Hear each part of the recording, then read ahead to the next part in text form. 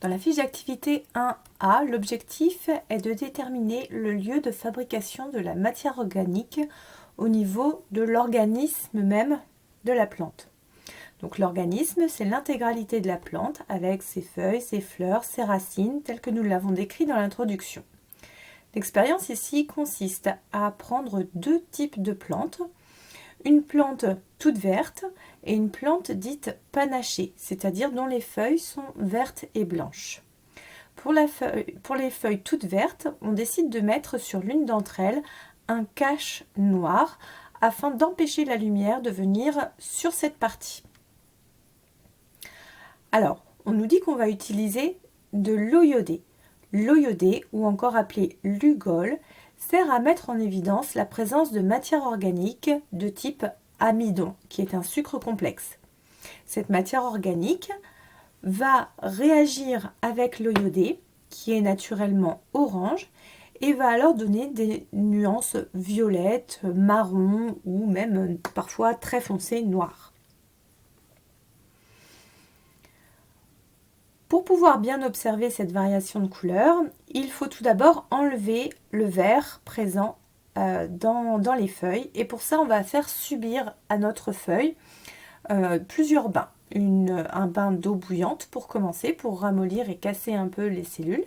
Et ensuite, on va la mettre dans l'alcool pour décolorer les pigments verts, pour enlever les pigments verts.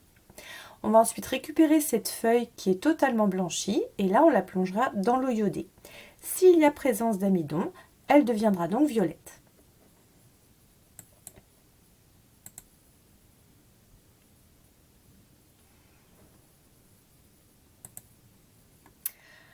Alors, on voit ici les résultats. On voit d'abord la feuille non traitée, ensuite on l'a décolorée, elle devient intégralement blanche. Il s'agissait ici de la feuille panachée, c'est-à-dire verte et blanche.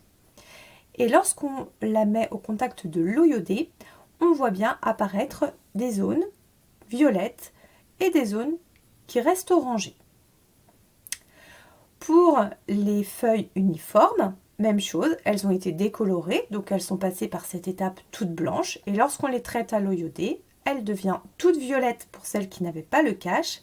Et celle qui avait la bande cache sur sa feuille se retrouve elle aussi avec une zone violette et une zone toute blanche qui reste toute blanche jaunie.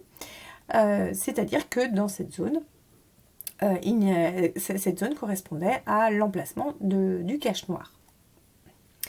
Alors, l'organisation de ma réponse doit être la suivante. On doit trouver le lieu de fabrication de la matière organique et on doit d'abord dire ce que l'on observe dans les résultats et ce que l'on sait. Alors, ce que je sais, c'est que lorsque ma feuille est devenue violette ou noire, c'est qu'il y a présence d'amidon. Ce que je vois, c'est que l'endroit où il y a eu ce changement de couleur correspond aux zones qui sont vertes et qui ont été en présence de lumière. Là, seulement la zone verte est colorée en violet. Les zones blanches de ma feuille ne sont pas colorées en violet. Ici, toutes les zones vertes sont colorées en violet ou en noir, sauf la zone qui a été cachée de la lumière. Donc, ce que l'on peut conclure de tout ça, c'est que la matière organique va être produite dans les zones des feuilles qui sont vertes et en contact avec la lumière.